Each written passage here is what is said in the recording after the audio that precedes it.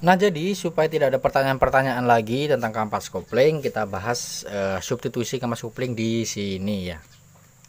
Untuk substitusi bagian mesin yang lain-lain saya nggak berani kasih tahu ya, mungkin satu atau dua aja ya. Lagian juga saya nggak terlalu paham. Saya jarang menggunakan substitusi.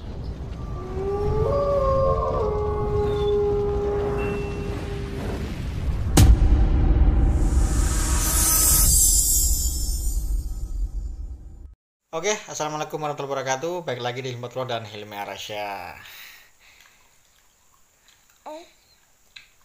Nah, oke, jadi kita lagi sama si bocil ya, si bocil baru bangun bobo.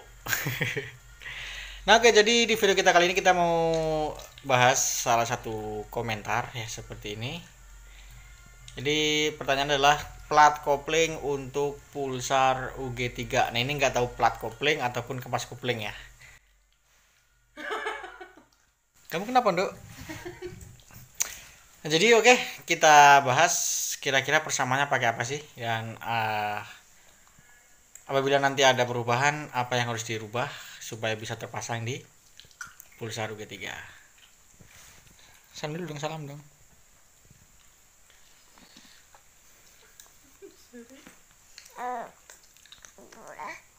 Ngomong apa? Mau ngomong apa? Halo guys, gitu. Assalamualaikum.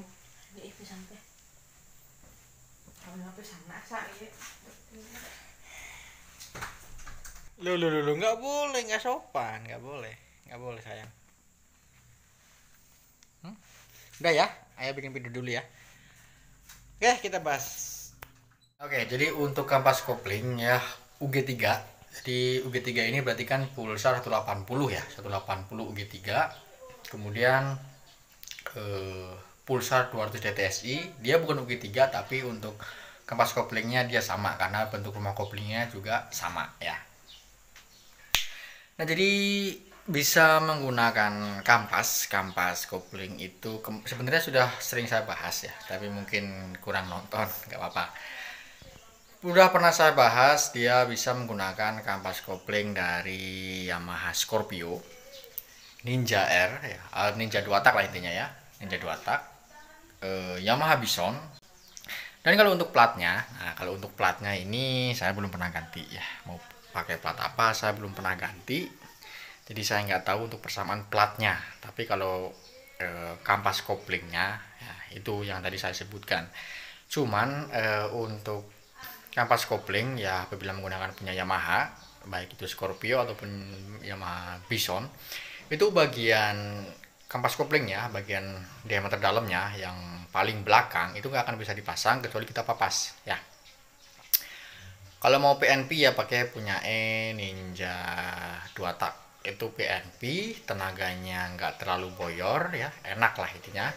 Dan kalau kita pakai yang original Kawasaki itu jauh lebih awet dibanding punya Yamaha, baik Scorpio ataupun punya Bison.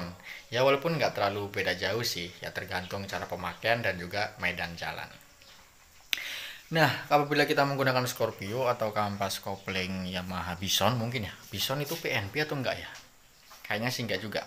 Itu mana sih yang harus dirubah? Nah ini, yang harus dipapas itu bagian ininya ya. Ntar saya cari contoh dulu, siapa tahu di sini ada bekas-bekas kampas kopling ya. Oke. Nah, oke, ya di sini ada kampas kopling. Ini bukan punya Yamaha ya, bukan punya Yamaha Scorpio, tapi ini buat contoh aja. Nah, jadi yang perlu dirubah itu di bagian dalamnya sini ya. Satu aja, satu kampas yang kita taruh nanti di bagian paling belakang yang nempel ke rumah kaki 4. Yang ada kaki 4-nya itu ya. Yang paling belakang tapi ya, bukan paling depan.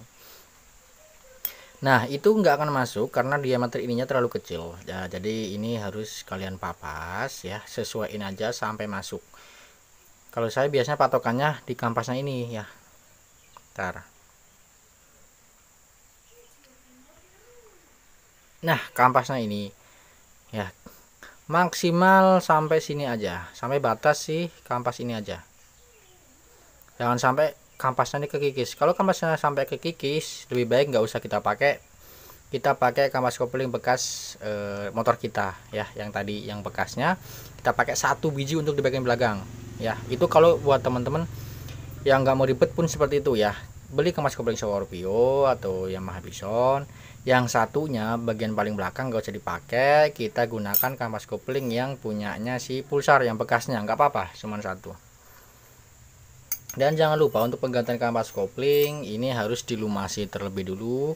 Kalau saya biasanya direndam ya. Mungkin teman-teman yang sudah mengikuti saya lama di video-video saya yang sebelumnya itu sudah banyak sekali ya tutorial untuk mengganti kampas kopling. Dan ingat, kampas kopling ini cara penggantian itu sama ya, baik UG3, UG4, 200, 220 ataupun 200 NS dan 135 ataupun XCD itu pun sama ya, cara penggantiannya sama, tata penataannya sama, tataan plat kopling, kemudian cara merendamnya itu semua sama ya. Dan untuk kalian, satu lagi saran buat dari saya, buat kalian yang mungkin nggak mau setting balancer ya, ribet-ribet setting balancer, kalian cukup buka baut kunci mahkotanya ya, kunci mahkotanya, kemudian kalian ambil untuk kampas koplingnya aja, rumah koplingnya jangan kalian cabut supaya tidak untuk balancernya tidak berubah. Oke ya, seperti itu. Jadi supaya tidak ada pertanyaan-pertanyaan lagi tentang kampas kopling, kita bahas substitusi kampas kopling di sini ya. Untuk substitusi bagian mesin yang lain-lain saya nggak berani kasih tahu ya, mungkin 1 atau 2 aja ya. Lagian juga saya nggak terlalu paham, saya jarang menggunakan substitusi karena saya semenjak saya tahu substitusi itu bisa mengurangi tenaga, makanya saya nggak pernah menyarankan menggunakan substitusi. Dan saya juga sebenarnya juga nggak mengharuskan kalian menggunakan part original ya. Pokoknya yang penasaran cek aja video sebelumnya ya, nanti linknya di deskripsi ya, kalian cek aja di sana. Kalian bisa pilih mau pakai substitusi, original ataupun yang KW. Oke, biar nggak ada pertanyaan, ini untuk UG3 ya, 180 UG3 ya. Ini bisa menggunakan punyanya kampas kopling dari kepunyaan Scorpio ataupun Bison ya. Kemudian yang PNP bisa menggunakan Ninja Air. Kalau yang ori keawetannya lebih jos, lumayan lah ya, lebih lumayan awet, dan untuk tenaganya pun nggak terlalu loyo, mirip-mirip lah seperti originalnya si Pulsar. Oke ya.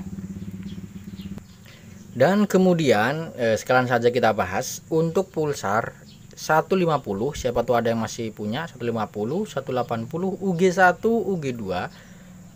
Itu untuk kampas koplingnya untuk sementara ini saya belum tahu ya menggunakan kampas kopling apa.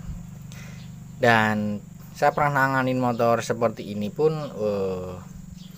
waktu itu kendala di kampas kopling, akhirnya saya ganti untuk kampas koplingnya, set rumah koplingnya menggunakan punyanya UG3. Nah videonya nanti ada di deskripsi. Nah ini seperti ini videonya ya, cuplikannya seperti ini. Jadi itu akhirnya kita ganti satu set menggunakan UG3 karena yang substitusinya lebih gampang. Kemudian untuk 180 UG4 dan Pulsar 220 itu bisa menggunakan kampas kopling dari Yamaha RXZ ya, Yamaha RXZ. Oh ya, dan satu lagi untuk Pulsar 200 DTSI dia punya 2 model ya. Jadi yang punya motor Pulsar 200 DTSI harus dicek terlebih dulu untuk rumah koplingnya. Kenapa? Rumah kopling Pulsar 200 DTS ini punya 2 model. Yang pertama, tahun pertama itu menggunakan 4 per, itu sama seperti punyanya UG3, dan itu substitusinya juga sama seperti UG3, Scorpio, Ninja ataupun Yamaha Bison. Kemudian yang menggunakan 5 per itu sama dengan UG4 ya, 180 UG4 Pulsar 220. Oke ya. Jadi untuk Pulsar 200 DTS ini wajib kalian cek terlebih dulu untuk rumah koplingnya.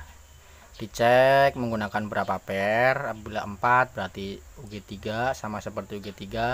Apabila 5 per berarti sama seperti UG4 ataupun 220. Dan yang terakhir untuk bajai XCD 125 dan juga Pulsar 135. Begitu juga dengan pulsar termuda di Indonesia, Pulsar 200 NS ya, itu bisa menggunakan dari kampas kopling Honda Tiger. Atau buat kalian yang mungkin belum punya dana segitu banyaknya ya, kalian bisa menggunakan kampas kopling dari Honda Grand ya. Grand itu sama, pokoknya yang sama seperti Honda Tiger itu bisa dipasang di 3 motor ini, XCD 135 dan Pulsar 200 NS. Dan banyak sekali pertanyaan seperti ini. Untuk membuka rumah kopling, kita menggunakan kunci mahkota apa sih? Nah, ini saya menggunakan ini. Ya, saya menggunakan ini kepunyaan Supra 125 ya. Kalau nggak salah tipenya B. Nah, ini saya siapkan di sini. Angel teman buka ya. Saya siapkan di sini. Soalnya saya juga sering nanganin motor-motor TVS di sini. Dan TVS juga sama menggunakan rumah mahkota seperti ini ya. Nah, ini double crown. Pokoknya 2 ininya ya. Jadi ini untuk semua pulsar dari 135 sampai 200 NS menggunakan kunci mahkota ini. Sama semua. Jadi kalian cukup beli 1 kunci mahkota bisa untuk semua pulsar. Oke. Seperti itu, dan jangan lupa untuk membuka rumah kopling itu ke kanan, teratnya kebalik, itu ke kanan ya, bukan ke kiri. Kalau ke kiri itu buat ngencengin.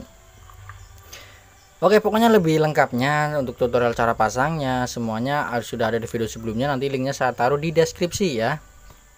Jadi kalian silahkan tonton aja, kalian pahamin. Apabila masih ada yang kurang paham bisa dilontarkan